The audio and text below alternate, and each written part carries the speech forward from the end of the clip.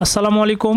18তম এবং 17তম শিক্ষক ও প্রভাষক নিবন্ধন পরীক্ষায় বিজ্ঞান থেকে যে প্রশ্নগুলো এসেছে সবগুলো প্রশ্ন আমরা সমাধান করব।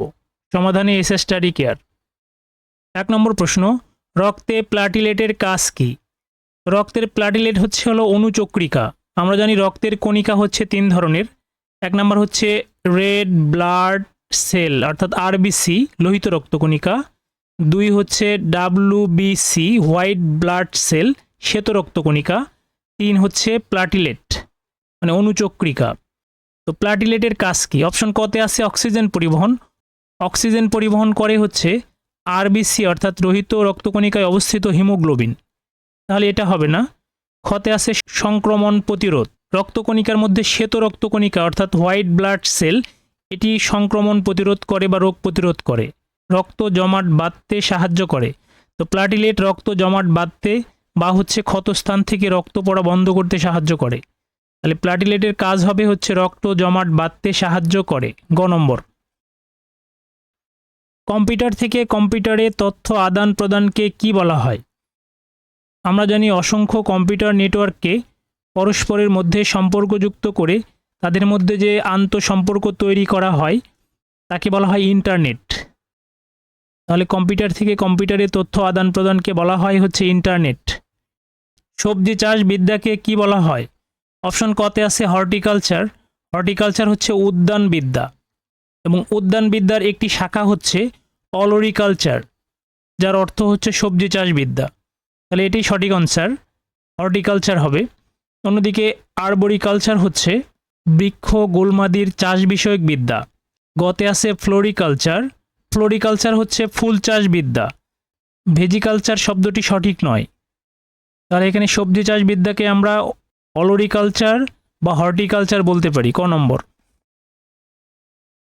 বন জঙ্গল ধ্বংস করার ফলে বায়ুমণ্ডলে কোন গ্যাসের পরিমাণ বৃদ্ধি পাচ্ছে?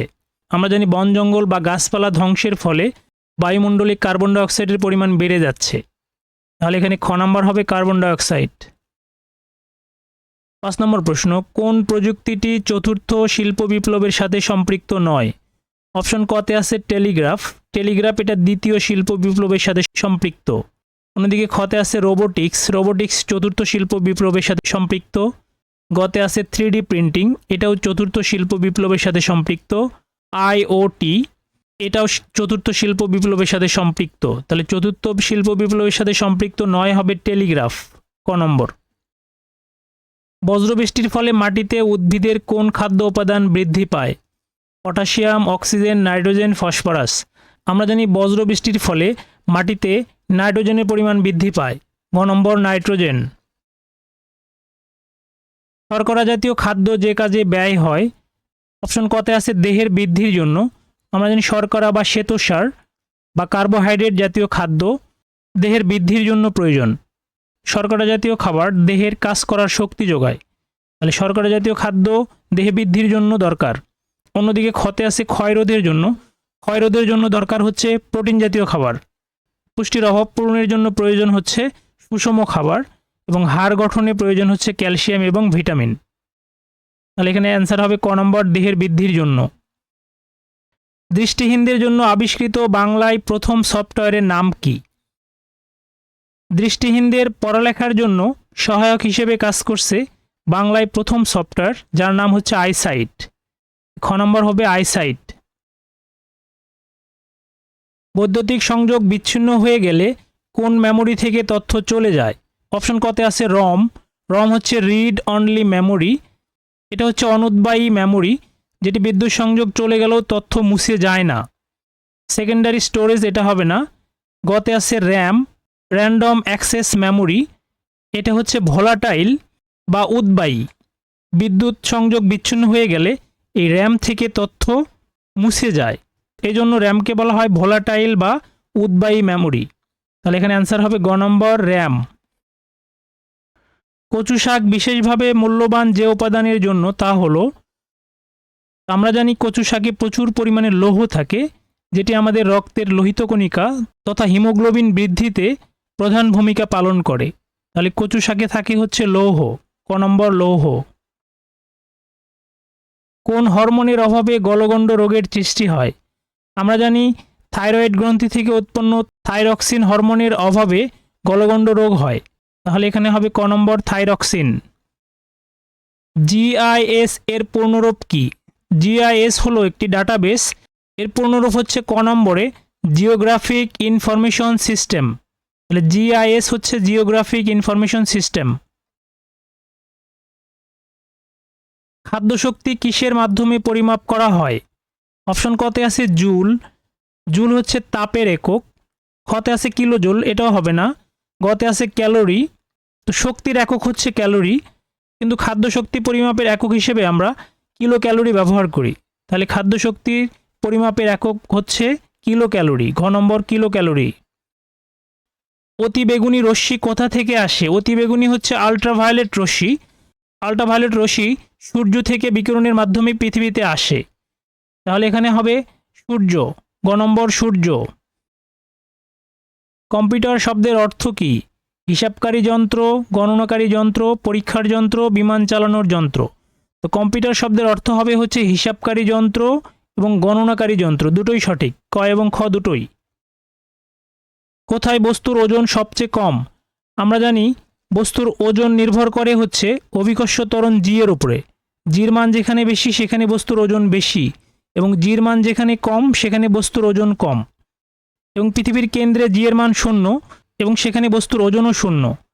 তাহলে কোথায় বস্তুর ওজন সবচেয়ে কম? এখানে ভূপৃষ্ঠে হবে না, মেরু অঞ্চলে সবচেয়ে বেশি, নিরক্ষীয় অঞ্চলে সবচেয়ে কম, এবং পৃথিবীর কেন্দ্রে হচ্ছে 0।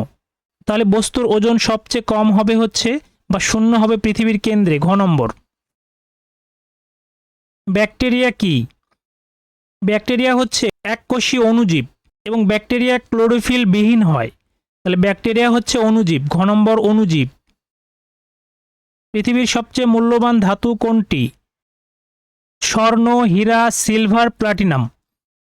আমরা জানি পৃথিবীর সবচেয়ে মূল্যবান ধাতু হচ্ছে প্লাটিনাম, যার রাসায়নিক সংকেত হচ্ছে পিটি এবং যার পারমাণবিক সংখ্যা হচ্ছে 78।